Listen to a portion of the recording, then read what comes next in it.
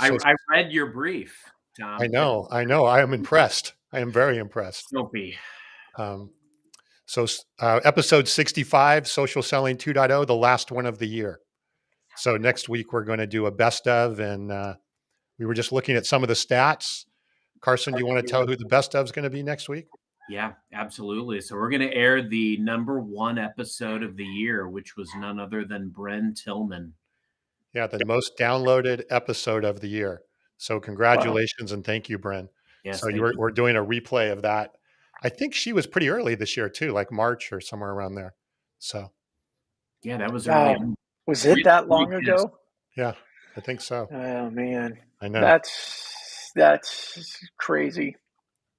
I know. But let's do What it. a good year with you guys. A great year of learning, and we've had a very engaged audience. So very grateful for that as we head into the holidays. Yeah. So if Yeah, you're for online sure. listening, please jump in. Let us know that you're here. What we're going to go over today is kind of looking ahead. We kind of looked back last week, and this week we're going to look ahead as what we see coming or what we think is coming around sales, social, and demand creation. No pressure. We just have to come up with some right answers on that for 2024. So the way we were going to do this is kind of a round robin. I think, Carson, maybe we'll start with you, get your thought. We'll kind of go around, each of us get our thoughts, and I'm sure there'll be other thoughts and comments along the way. But what is as we get started, what is your take on 2024? Yeah, love the question, and would love to hear thoughts from our audience too. Thanks so much for being on and being with us. Please feel free to post where you're joining us from. I think as we head into the new year, and I know we're talking about this also a little bit later in the show, but I do have to say AI integration is going to be a big one.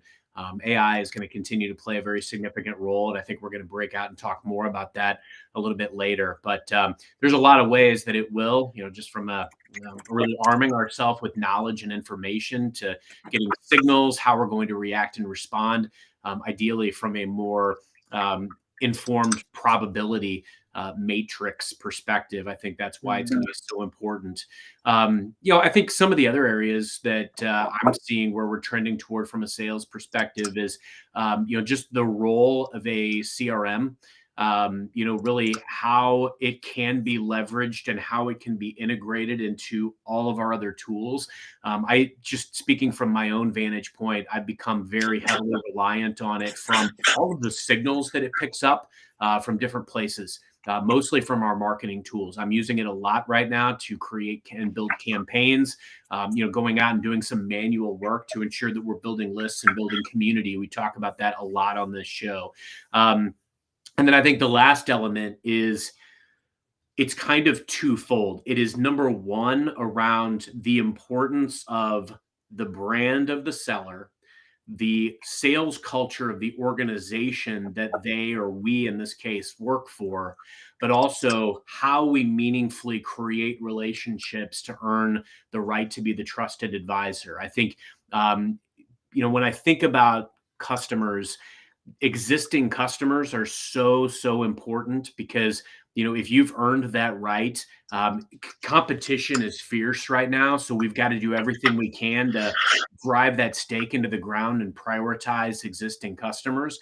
But when it comes to reaching out to new customers, whether it's leveraging referrals, replicating a success model, finding very focused ways to do outreach, social selling, et cetera, but also scale approaches, it's going to be all about the knowledge that we have and that ability to really sell the problem, as opposed to selling a solution, being the solution as opposed to going in and just trying to diagnose blindly. If I'm hopefully I'm being very clear to say that there's going to be a big responsibility for sellers going into 2024. All the information is going to be at your fingertips. You need to go out and get it. You need to use it effectively, and you also need to focus on the relationships. Wow. Brandon, I think there's some background noise on your end, possibly. There's a couple things you said, Carson, there that we should unpack a little bit. One is the fact that, I agree with you 100%, right? The CRM is your friend. I think a Yeah. lot of times people have looked at the CRM as, oh crap. And I have a CRM company, right? So I know this firsthand. Is a lot of times people look at the CRM as a ball and chain, but I am seeing every day when you're using that data from the CRM and you're using it to drive a lot of the AI even, it really is your friend. And so you're not just entering data, I just entering data because my manager asked for it. I'm entering data because it's actually going to turn around and help me and do that. So I think that's a huge take for next year. I really do think the role of CRM is going to And change. Tom, you hit on something important there. I think it falls incumbent upon leadership to set the tone, right? Because it's all about how you embrace and express and articulate the value of the CRM. If it is just managers coming in and saying, you got to make sure your pipeline's clean, you got to make sure your pipeline's full, but not really giving the why behind it and how important it is. Because like right now, I spend time every day with my teams looking at pipeline for current frame, future frame. It is a lot more impactful and important to look at what is some of the aspirational pipeline for next year that could be massive, that could be monumental, that sends everybody to President's Club, right? Those are the types of things that we need to be thinking about as leaders. And that is how you can use pipeline and CRM as a friend to be able to arm you with, hey, these are the big deals that we need to go after and chase that are going to send everybody to club. That's how we as leaders have to set the tone. Yeah. Yeah, I got a theory behind this too. I believe because some of the trends that I've been seeing and some of the conversations I've been having, and I think it's whether it's the CRM or it's doing the research or it's even using social as a communication channel, I believe that everything's catching up to companies now that we've been talking about for years. I believe over the, COVID, there was a bunch of excuses as to why we weren't hitting numbers during COVID because it was COVID, right? And it was like you could excuse and go, oh, the buyers are different, but it's because of COVID. And even moving up to COVID, buyers were changing it. I don't think it was hurting companies enough to cause them to really take some of these things serious. So CRM was necessary, but it wasn't being used the right way, and it was okay because the sales numbers were still producing. The same thing I think with social. I've had a lot of conversations with people over the last 4 years. The last several months, the conversations have changed a lot. They've changed from, well, this seems like it's a nice to have, to how can you help us? Right? I believe that the buyer behavior is changing so much more, and companies are going to trade shows and events and spending money, but no one's there. Or they're spending money and they're getting there, but they're not getting people into the booth because buyer behavior's changed. We don't go to shows to go do research now. We do our research year round. And when we go to the show, we go talk to the people we want to talk to. And the companies that don't have a social presence, they don't have anything other than their email going out, and they're waiting at their booth going, hey, we're over here. People walking by the aisles. I mean, we know that, right? They don't want to look because they don't want to get sucked in. I just believe that all these things that are affecting their closes and their revenue acquisition and their qualified pipeline are finally hitting an oh shit moment. And it's forcing them to go take a look at what additional can we get out of our CRM? What additional research can we be doing with social? How do we use content? And now with generative AI, I think a lot more people will be able to produce and share quality content. But I believe it's all because of that. I think it's just finally catching up to people that you can't just pedal harder doing the same things. Just, at some point it was 100 calls. Now it's 150. And it's just not possible for somebody to make 250 or 300 calls a day. And they're starting to realize that we could do 500 calls a day. We're still not going to hit enough numbers to hit our goals. That's kind of my theory right now about it. What do you guys think? I think you're a lot like Bob, and you're shy and you don't have any opinions. That's what I think. I think you and Bob need to. Yeah. Carson, I don't know if you know it, when you were talking and you were saying great things and Tom and I started laughing, it's because we saw Bob's comment come up about being shy and have no opinions. Yeah. So, Bob's on a roll again. We need to just get Bob in the show. Yeah. That's what I think we need. We need an episode with Bob. So Carson, you related to what Brandon just said, you pointed out something about competition never being higher or very a lot of competition, right? That's out there. I'm wondering if, as we look ahead, competition's not going to get less, right? Sales effectiveness is not going to, or the ability to do what we just talked about using the old school sales techniques is not going to be any more effective. So do you think it's Carson, and based on what you just said, is it a combination of those things that you think are really going to drive what we're going to be doing in 2024? Yes. That was easy. Now, look, the stakes are going to be really high, right? The competition is going to be fierce for, even our most prized customers. And I think that's why everybody's got to up their ante. And, we're going to turn the corner on this conversation here, I think, soon and talk a little bit about the role of AI in sales in 2024. But I mean, the technology, frankly, is going to play a part in every stage of the game, whether it's arming the buyer with intel that they need in order to make decisions. They're going to, quote unquote, need sellers even less likely in their process than ever before, meaning that the stakes are raised and you're going to get that one shining shot, or you're going to have that opportunity to it's going to I've seen the rise of the importance of customer success over the last several years. I've always been, or predominantly historically been, part of the account team, right? I've led the account teams. But we work very closely with specialist teams and customer success teams. And literally over the last 5 years, every year, the customer success team becomes more and more important because it's so critical that we're safeguarding that relationship, that we're continuing to bring value. We don't just sell something and pat ourselves on the back and move on. And now it's going to become all the more incumbent and imperative that we do that we really double down on our existing clients, that we're looking for additional ways to cross-sell, upsell, and again, continuing to prospect into those organizations. I challenge sellers because I find by default, we get comfortable and we rely on maybe 1 or 2 or 5 key contacts in most organizations. And where I've really tried to make my mark, and frankly, the only reason that I've been successful is because I've tried to drive a lot more net new, meaningful relationships within organizations, which helps you create that groundswell of influence. And that's where I really challenge sellers to look at the relationships they have. Do you have all of the relationships that you're going to need in order to be successful in 2024? And do you have blind spots with any of these relationships? Those things are of critical importance. Brandon, you're having a hard time making me keep a straight face, but we've got another special guest on today. Yeah. That was Piper, everybody. So Brandon, what's your take on what Carson's saying, especially more from the SMB perspective, the small, medium-sized business? Yeah, I mean, I think across the board, customer experience is everything now, and it's from the beginning to the ongoing. I think there's a lot of, is Carson saying competition is heavy? It's strong, it's fierce, whatever the right adjectives we're going to use.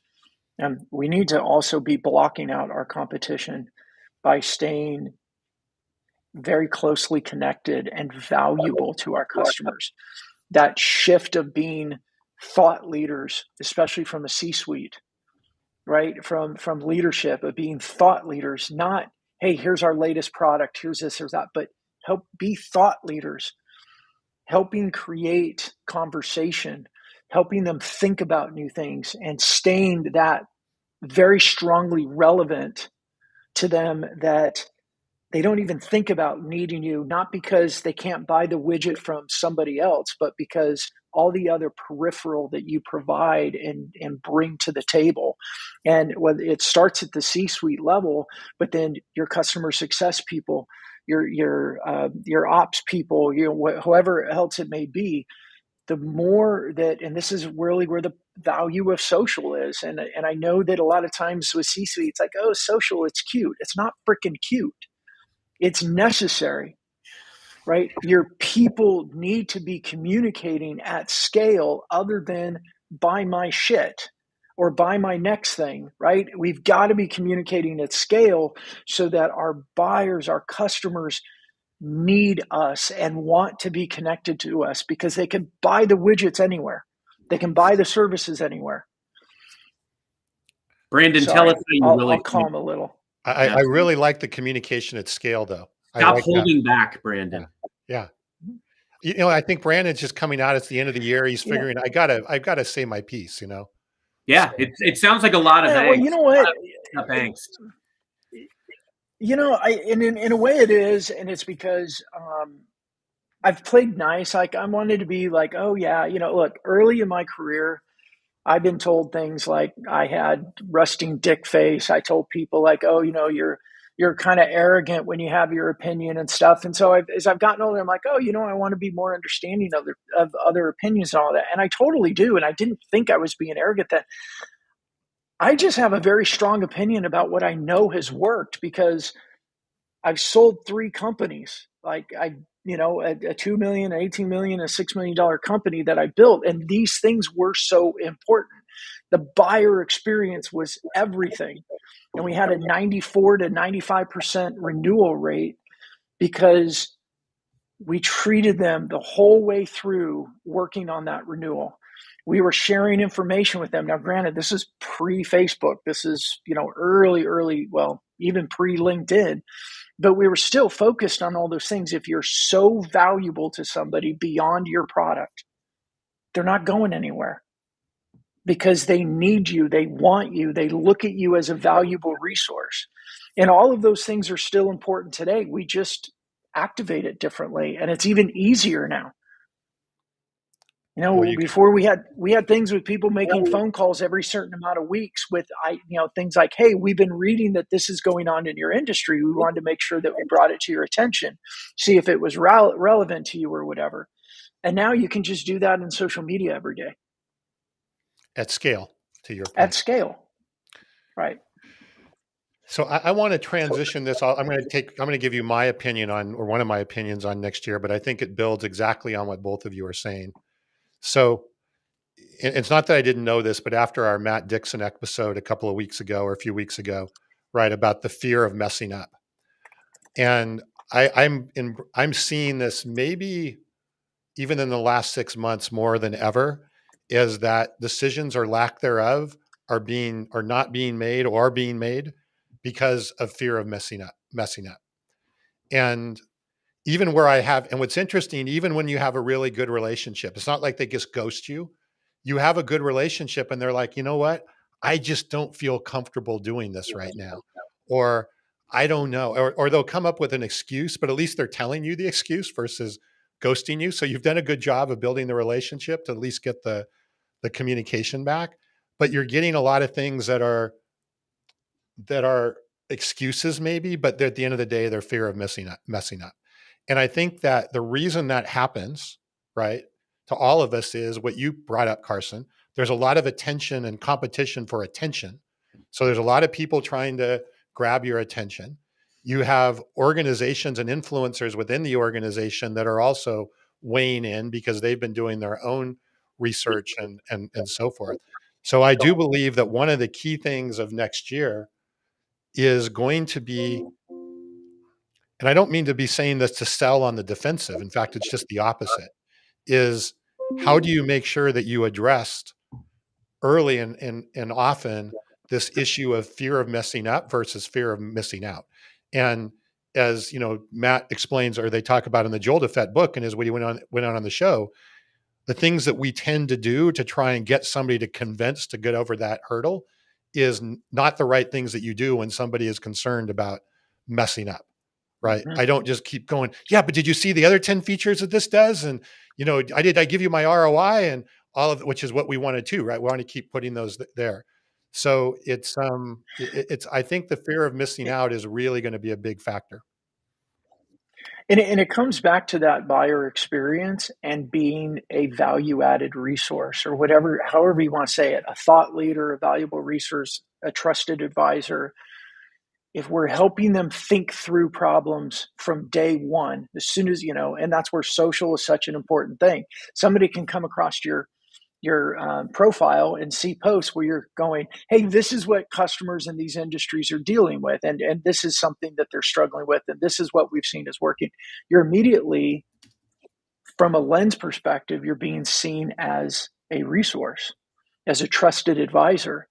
And the more you can solidify yourself in that trusted advisor role and from that lens, the more likely they're going to follow and trust and have in it. The reason I think there's so much messing up too is, and you'll get me on my other soapbox, we opened the floodgate for startups over the last decade, and a lot of them sucked. They were good ideas, but they were poorly executed, or they sold these great value propositions because everyone went to the same school of how to craft a marketing message. And then people bought it and they didn't get the results. It was a waste of money and they had mud on their face. And now we're coming into this post, real big focus on SaaS, and people are starting to say, wait a minute, let's slow down a little bit. Let's think through this. Let's make good decisions. And that's why I believe for companies, it's even more important to establish that trusted advisor lens. Because if you do, then you will truly understand what is the risk. And I think as we continue to see this shift toward buyer centricity, it's also the important to keep other buyers as a part of your strategy. And what I mean by that is a great way to de-risk is creating community. That can be a value add that you bring to bear. Sometimes it's more about the existing customer that I introduced to my prospect.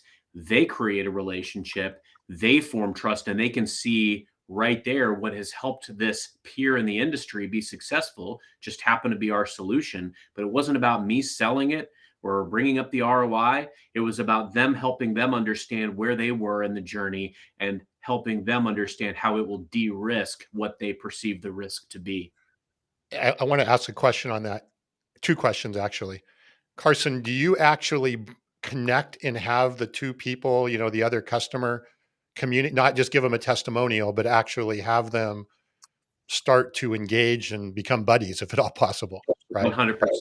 Look, Okay. I've found in many cases, there have been times where, a partner will have a better relationship with the customer than I do, and that's perfectly fine. What do I need to do to arm the partner with what they need from me resource-wise to help them win?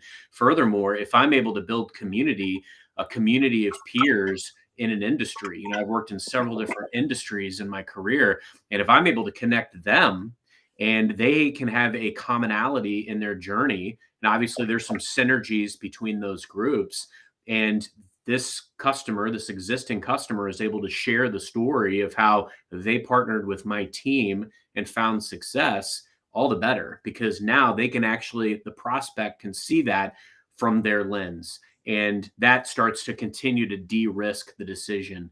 I feel like the Matt Dixon episode, and frankly, even just reading Jolt Effect in my mind, like I felt like I unlocked some big mystery of the universe. It was like just suddenly you have this aha moment and you can see clearly and you understand, like now you look at every situation and you start to think, wow, it isn't that I need to sell more value. I just need to really understand the risk to the customer. And I go into every scenario now looking for the risk. What's at risk? Well, and I think you brought up there's another point that you mentioned there, right? The community with the other customer, but also if you're building relationships with other employees that are quote unquote influencers in that organization, a lot of times the decision makers or the executives, if they're getting positive feedback from the other employees, then that's less risky as well.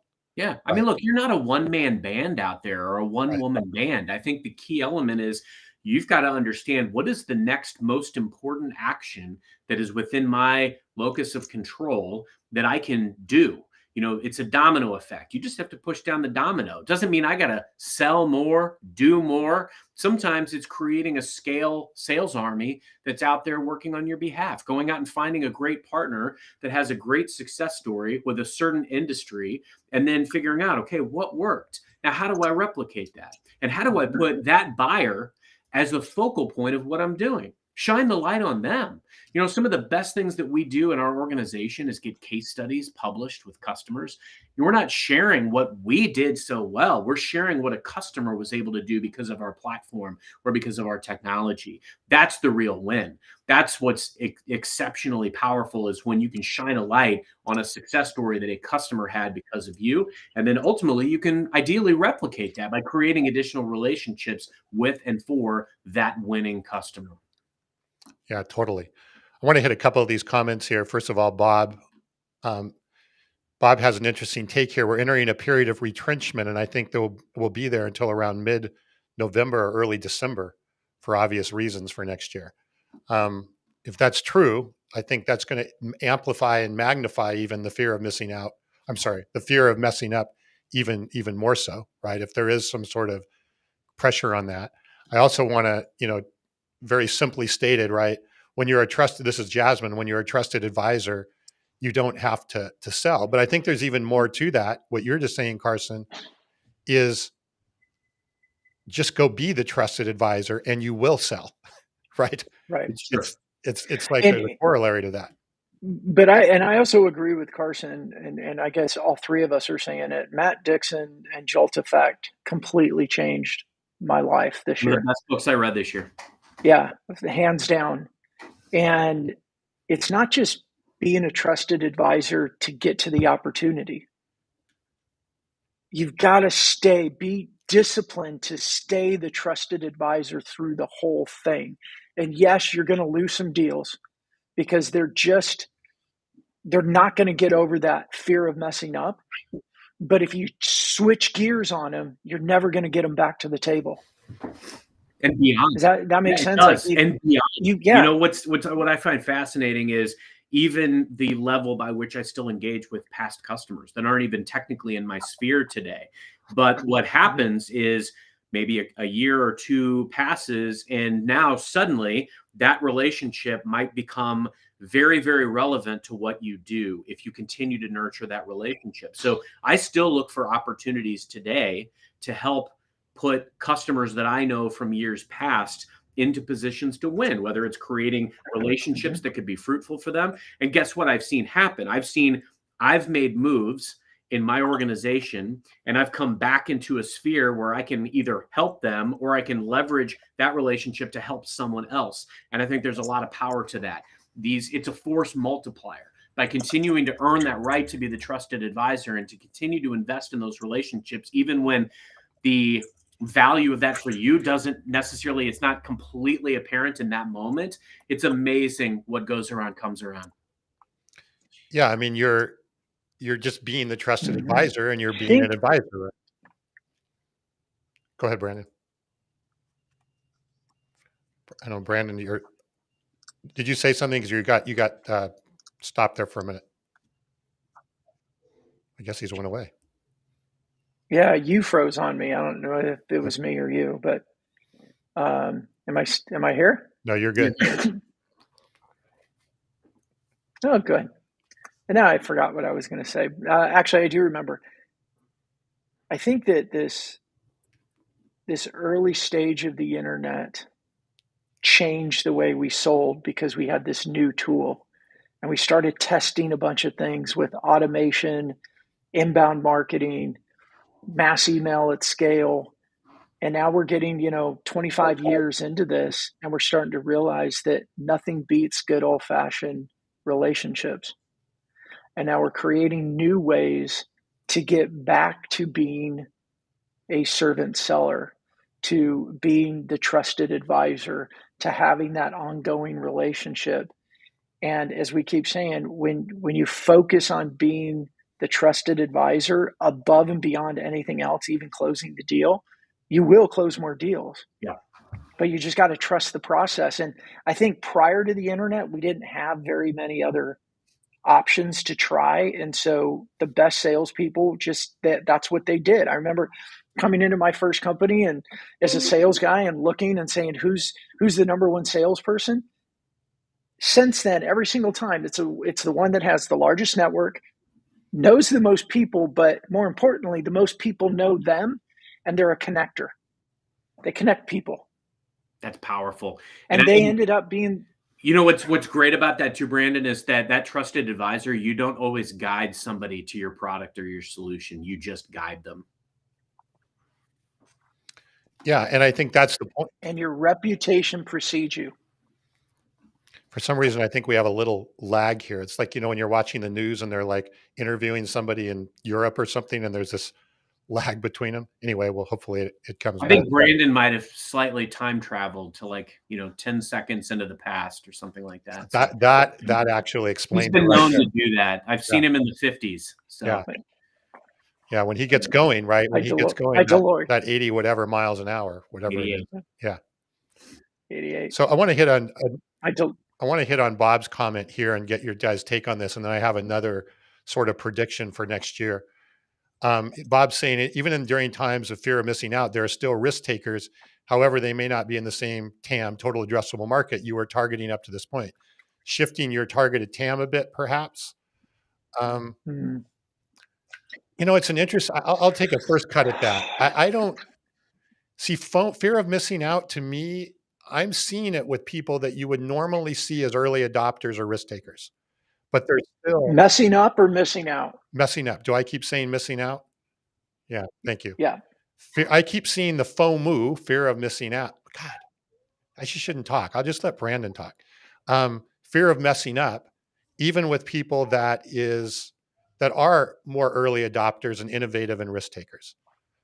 And so it's an interesting thing is that early adopters and risk takers and FOMO may not necessarily correlate, because you could have FOMO with an early adopter or FOMO with somebody who's more conservative or even a laggard in terms of how they purchase. I don't know if you guys have seen anything like that, but I don't know if I've seen them as exactly the same.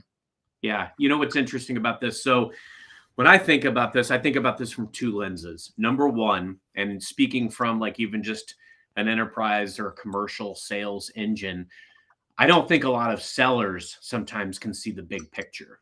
They can't see the total addressable market. They can't see what opportunity could exist. They are used to things from a certain dimension where they've worked with a certain subset of people that have maybe said no or that have had fear of messing up in the past, and they accept that no and they move on to address what is probably the lower hanging fruit. And the challenge is a lot of times we become order takers in those situations, or we are kept in a box by a certain subset of customer stakeholders who aren't necessarily the power or the authority in that organization. So I think in order for sellers to see the true total addressable market, you've got to understand all the parameters in the playing field. You've got to understand the opportunity that's out there. And you've got to be able to, as a seller yourself, make bold asks and go out and do bold things, sometimes breaking glass. And it's not for everyone. It's not for the faint of heart. There's been a lot of times where I've gone out and I've created relationships that has upset other people in that organization. But at the end of the day, I'm willing to take that risk, because what am I risking as a seller? If I have no relationship with this organization, or if the same old person keeps telling me no, I mean, what am I really gambling by going here to try to create a relationship and find somebody who maybe has less fear of messing up, or a different type of situation, more desire or willingness to take that risk. So I think that's a big part of it. Now, to Bob's point, do we shift our total addressable market? Maybe. I think that also begets opportunity for businesses to look at new potential product lines, really stay at the pulse of what matters to your target prospect. I've definitely seen our organization completely shift our focus of what types of conversations are we trying to have, how are we trying to collaborate and partner, integrating as opposed and augmenting solutions as opposed to replacing and always being the right answer. So to Bob's point, I think the answer is yes all around. Well, another interesting, great point there, Carson, is maybe it does make sense to adjust your product or even the offering or how your product is packaged a bit to be less risk or perceived risky, right? Provide a broader set of service, provide, Brandon, maybe a concierge service, like, for the whole, again, do things that Yeah. eliminate those perceived risks. I think that's it's not just one thing you Mhm. can do to reduce the perceived risk. That'd be the Yeah. point. Well, and I think when you do things like that, like we've added concierge services into Fist Bump. Um, once it dawned on me and just shifted away from a SaaS model, to say, let's go do things for people and take that total stress off their plate. It also then forced us to start looking what our total addressable market was, and was there a better, more refined ICP? And it does shift, and I like what you're saying too, Carson. What you said with you're so often, I think salespeople get into like, this is the person I need to meet. This is the person I need to meet, and they're just not responding, not responding. Well, at that point, man, if you go around them or you go to the left or the right, or, I mean, I learned from you, Carson, over the whatever 2 years, whatever, go flood all the people around them and get to know them and create that trusted advisor status with 5 or 6 people that report to them or go sideways to them or whatever. Like, there's all different ways to go do it. And now's the time that we've got to take those risks and start doing that. And yeah, it may adjust your total addressable market. That one scares me a little bit more. When I saw Bob put that on, I'm like, oh man, that's an even bigger shift. And I'm a risk taker, right? I'm an innovator. And I was like, ugh. But yeah, Well, I think the biggest social selling win I ever had was a 2-year journey, and 7 C-levels changed in that time. But I had over 200 first-degree connections in that organization, and the deal died on the table. But the reason that we were able to resuscitate it, even though it looked very different than when it started, was because of relationships. And it was because we were so entrenched that when they were bringing in new people and new executives, we almost had to read them in because we knew more than some of the other folks that were around. That's exactly what you just described, Brandon, is getting in there, swarming the influencers, getting entrenched in that organization so that you're such a valuable partner that you're not going anywhere. And whatever the deal looks like at the end, it's going to be with you. That's all you can control. Well, and I think we on the other side of the table also can't be in fear of messing up, right? By going and building those relationships. Because I think sometimes people think, oh, I'm going to go around them, or they're going to feel, and there's all this sort of fear of messing up the sales process. Um, Yeah. so I think it goes both ways, right? It definitely does. And it'll be interesting to see, but if we can, as sellers, we don't have that fear, does that help eliminate or reduce the fear on the other side of the table? I think it does, just for the reasons we've talked about. Yeah, I mean, look, most sellers won't do the stuff that we talk about and that I've done on this, that I've talked about on this show. Most won't do it because it does take some time to kind of build a platform to do it. It takes a lot of time to do what Brandon does, commenting meaningfully in people's comments every day. These things are time consuming. And there is also this, it's not always comfortable to go out and reach out to 20 executives because one told you to pound sand. But if you're willing to do it, you can achieve anything. Yeah. And I'll add to that, and not from a pluggy standpoint, but the way that I use LinkedIn and the way we train our team to use LinkedIn is more networking than salesy. And I mean, I'm 2-3 new calls a day, and I get on the Zoom and I meet people. And number one, I'm not in sales mode, right? I'm in networking mode. I want to, and if I can serve them and help them and introduce them, like I had one yesterday, I got 2 people I'm going to introduce them to today. And it may or may not turn into something for me, but I know that these 2 connections are going to do good for everybody. But when I get on the phone or I get on a Zoom or a Teams call with them and we start talking, when I talk about social, I've already proved to them the value of it because they're on a Zoom call with me. You know what I mean?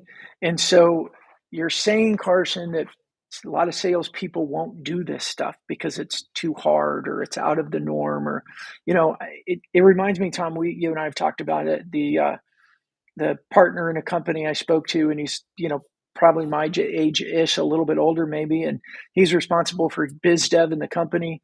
He's been in it for 28 years. And I said, well, do you still like what you do? And he said, no, I really don't, because I liked it when I could make 20 cold calls and 10 to 12 people would return it, and half of those would become a conversation, and half of those would become an opportunity, and half of those would become deals, and we were serving people. And he's like, now my emotions just aren't really working. And we've got to get outside of that thought process and try new things. And yeah, they're a little bit harder, but they're producing fruit. And so you got to take that risk and do that try. Give yourself an opportunity for an at bat by getting outside of that comfort zone. Well, and I would, correct me if I'm wrong, but the 2 or 3 calls you say you're doing a day are almost entirely coming from social. And these are not people you knew already or met at a trade show or filled out a form on your website or you cold emailed or No. whatever. It's all from the social perspective. Darren McKee made a post today on LinkedIn, and I'll misquote it, but you should go check it out. He was on a great episode that we did earlier in the year, and it was basically how he booked multiple meetings without even picking up a phone. And it was literally from commenting and being proactive around signals that he was seeing around LinkedIn. You know, he was connected with somebody at the competition who commented on somebody's post, and then he jumped into that post and engaged with that poster and got a meeting with that person. It's just the signals that we can get, the information that we can get right now. It's so powerful. And I mean, I've talked ad nauseum on this show about things that I've seen in my Sales Navigator feed that said there's a new executive here, there's a merger and or acquisition here. And I just immediately acted on that information, and that led to a relationship and ultimately led to a deal. Look, I know we can't connect the dots forward. You can't look and see exactly where a relationship is going to go. And it's hard sometimes to figure out which relationships to invest more in than others. But the key element is I can look back on a wealth of situations where I invested in a lot of relationships, and by and large, most of them over the course of time pan out. Yeah. And that, I mean, for everybody listening, Darren's style, his technique I think it's a little different than mine, but pretty similar. And this is what I would love to share with everybody that you don't know. Use the activities you can control, which is publishing and commenting, so that the right people who you want to talk to see you and engage with you. And what that normally looks like is twice a day, in the morning and in the afternoon, I go in and look at who's viewed my profile. Because the actions I can do, my post and my comments, get me in front of the right people and more of them, and then they go peek at my profile. Like, who is this clown, right? Yeah. They go look at my profile, and some of them will follow, some of them will connect, and some of them will look and leave. But if I go look at who's followed me, who's viewed my profile, and then you look and you see the ones who are the right ICP for you or around that ICP, if they're not a connection, you say, hey, you looked at my profile, thank you. Is it okay if we connect?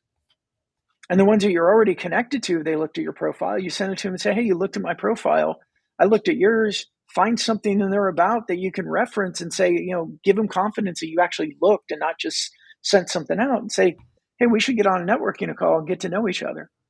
Now, yeah, a lot of people ignore you and a lot of people say no, but we've dealt with that with cold calls and everything else before too. But what happens is, like, I got one this morning. I haven't responded to it yet because it was a little outside my time block, but looked at my profile. I think he followed me. I can't remember the details. Sent him a message. We connected. He sent it back and said, yeah, I've been watching your stuff. I'm really interested in the style of using social you guys use. I'd love to talk. Well, he looked at my profile but didn't ask for a meeting. But when I sent that, then he engaged me more and said, let's talk. That is not hard. It's just intentional. And anybody can do it. You just have to be intentional. I think that's a great tip. The profile one is a great tool because I think people forget that, right? They didn't like my post or they didn't comment or whatever. Gold. Right. And yet that Gold. might be as much of a signal as anything else. Well, because you also go through the story, like, James Gilman told, and I've shared it a couple times, president of a company, he's one of our concierge clients. We're helping him, up his LinkedIn game. And he went to his 20-year high school reunion, and he pings me the next day. He's like, oh my gosh, people who had never liked his post or commented on his post were coming up to him going, dude, you're crushing it on LinkedIn. I see it all the time. Call them lurkers, call them viewers, whatever term you want to use. Most people sit on the fringe and they watch. But what I find is if they sit on the fringe and they watch and they go look at my profile to see who I am, when I take the initiative to reach out to them and say, hey, we should connect. Hey, do you want to get on a call? I get a lot more yeses because they're uncertain. They're looking, they're trying to figure out. But when I open the door and invite them to it, they're like, yeah, let's do that. So I want to hit one more of Bob's comments because he's not as shy as I thought he would be. He seems very shy and having opinions, unlike what he's Bob is commenter of the year. Yeah. But then I want to wrap up our show in the year with one final question, which I think is very appropriate for this year. But Bob's point here, marketing is going to need the help of sales in 2024 to learn how to do one-to-one messaging more effectively, because their marketing's forte is one-to-many. And he says, then bring them into the fist bump fold. But the idea here is that how does marketing help sales be more effective on their one-to-one piece there?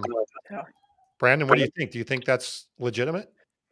Yeah, and I get marketing people get pissed off at me a lot, and it's like, look, but let's just be realistic. Marketing is conditioned like a bullhorn. They talk at people, and that's what they've been good at. The problem is a lot of buyers these days, they don't want to be talked at. They want to be talked with. And that's what sales has traditionally done really well because they've had to focus on the relationship. So marketing can help sales. I mean, again, this is why we built Fist Bump to do what it does. Marketing can definitely help sales, but they got to think we're changing that lens. We're not talking at people, and we're not talking about our products and services. We're talking with our customers, and we're talking about their challenges. We're talking about their goals. We're talking about things that they should be thinking about if they're not. We're offering them solutions. I mean, we can go back a decade plus, and whether you like his style or not, Gary Vee has been saying this for a decade. And it doesn't pertain to all companies, I get it, but give them everything. Give them your secret sauce. Tell them how to do things. Because most of them are still going to come back to you and say, will you do it for me? Or help me do it. Or help me do it. And that's the way that we become a trusted advisor in people's minds, is you tell them how to do it, how to do it, how to do it, how to do it. Oh, would you like my help? And marketing's just not used to that motion. They're used to speaking at people. And I think the marketers that are learning that, and then they're like one marketer who learns that well and has a sales force of 20 people, they can amplify their work 20x through the salespeople by helping them. But if they're still siloed and, oh, well, I'm doing this and here's my MQLs that sales doesn't care about because they've learned that the SAL is where everything goes to die, that's not efficient for the company. It comes down to being able to understand and acknowledge how the other party can be a resource.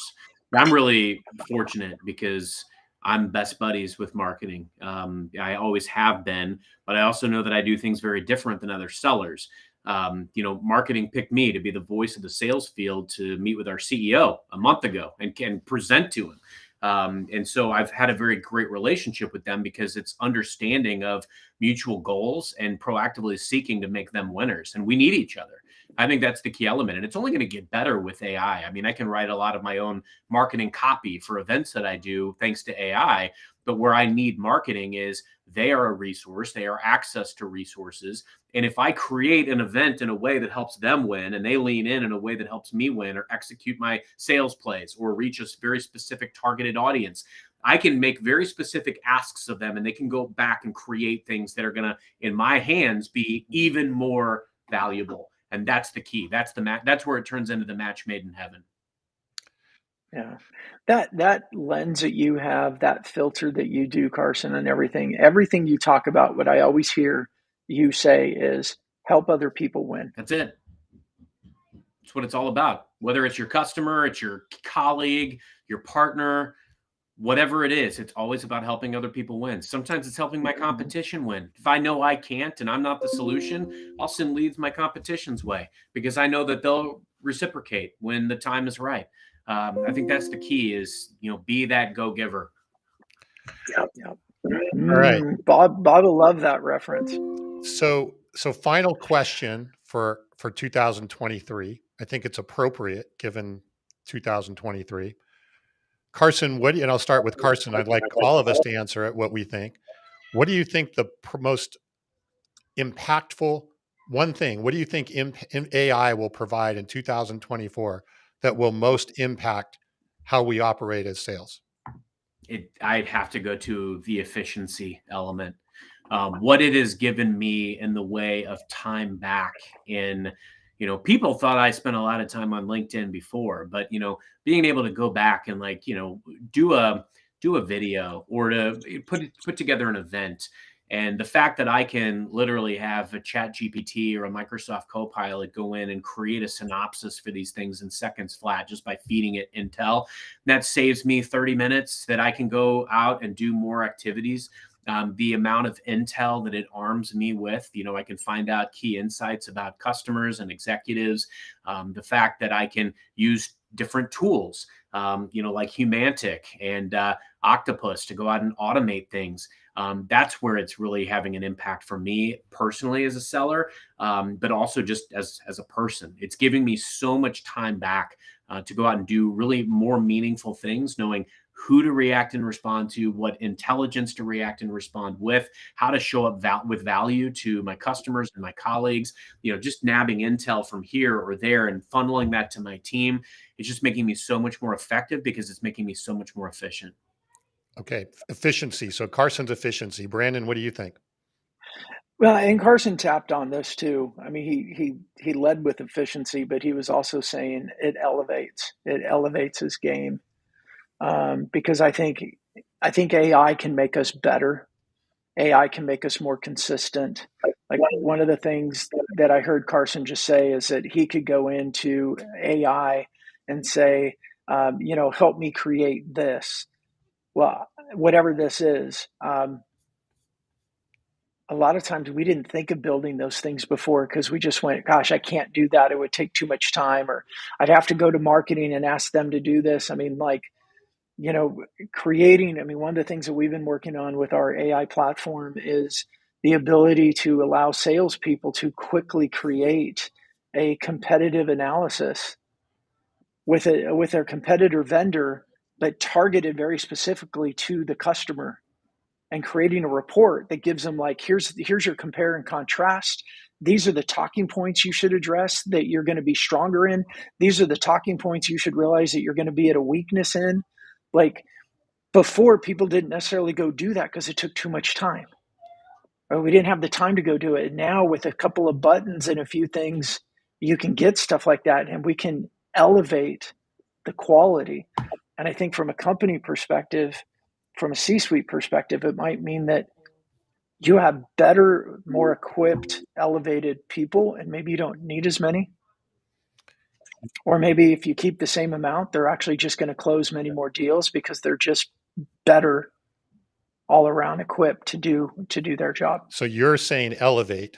Carson said efficiency. I'm going to bring a little bit of a different take on it, just on some of the things we're seeing. So a lot of the customers or prospects that we work with are manufacturers, distributors, people that sell large volumes of products, like literally maybe hundreds or thousands of SKUs, and they may do hundreds and thousands of quotes and orders a year. And what we're finding with AI is if I can analyze that data, the amount of data the insights that we're getting back by analyzing that data and then asking the AI what to do. Okay. So basically analyze the data, tell me what you're seeing, and then tell me what I should do about it. And the answers that we're getting back are mind blowing.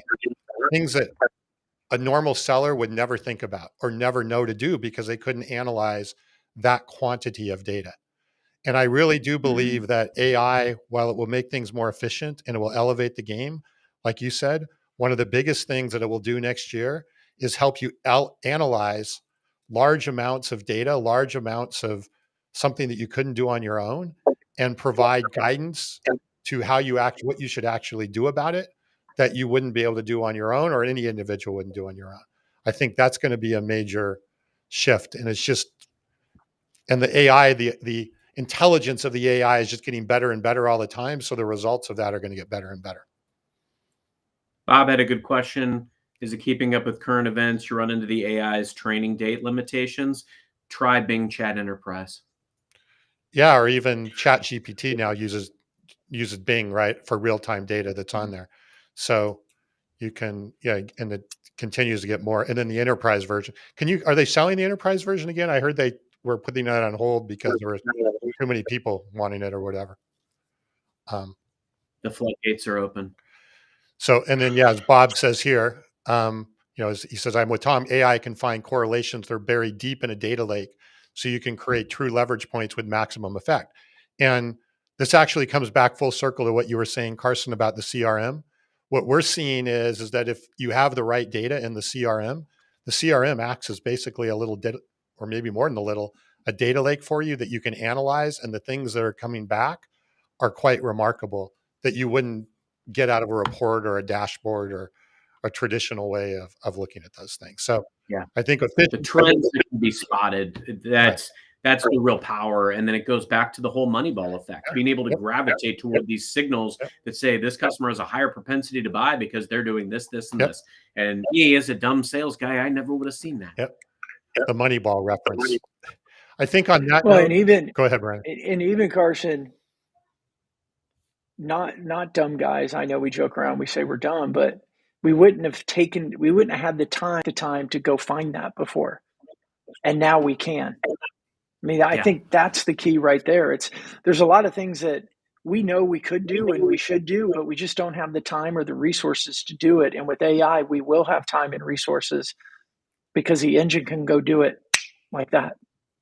And if you use AI in a way that helps you find your buyer and create better, stronger relationships where you're adding value and earning that right to be the trusted advisor, that is how AI is going to be the difference maker and help you win.